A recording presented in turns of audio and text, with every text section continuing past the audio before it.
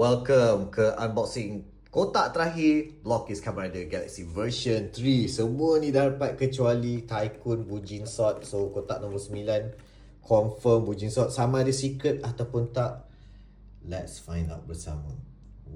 Semua dekat-dekat 69.7 gram. Okay, wow, ada 3 blind bags dekat dalam ini. Okay, let's see. Alright, tiada silika gel. Tycoon. Ini Bujin Sword yang nampak macam biasa lah. Bujin Sword yang biasa kot ni. Okay. Let's see apa yang ada kat dalam this additional. Okay, dia punya cape dia ni lah. Okay, kalau cape dia yang keras ni, this is memang normal punya. So, buka yang ini pula.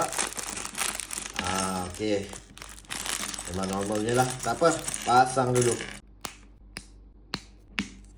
Alright, siap dah pasang Kamen Rider Tycoon Bujin Sword. Okay, look at this guy. Pusing 360 dulu. Okay, this is yang normal punya version. Tak ada rezeki untuk dapat secret lah kan. But look at this guy, cantik juga lah kan. Nampak tu, the detailing dia tak malas. From top to bottom ada je painting yang dia buat. Tak adalah yang kosong. Belakang biasalah belakang kosong, tapi belakang ni pun dia letak tape kan. But look at that eyes, tengok muka dia tu. Nampak fierce. And look at dia punya belt kan, dengan race buckle Bujin Sword kan. Cantik betul. And dia dapat lah dia punya accessories. Bukan accessories, weapon lah satu sahaja. Tapi weapon dia macam ni lah. Kalau yang secret tu weapon dia lagi cantik lah. Tapi okay je lah ni kan. And also accessories dapat dia punya stand dia. Tu nak letak apa tu, nak post Kamen Rider korang lah.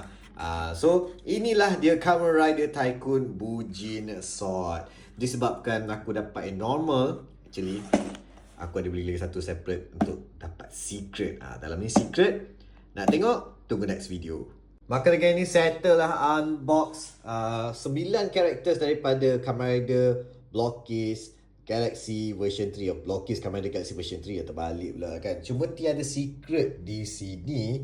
But tak apa, secretnya ada di sini. Okay, tunggu dalam next video.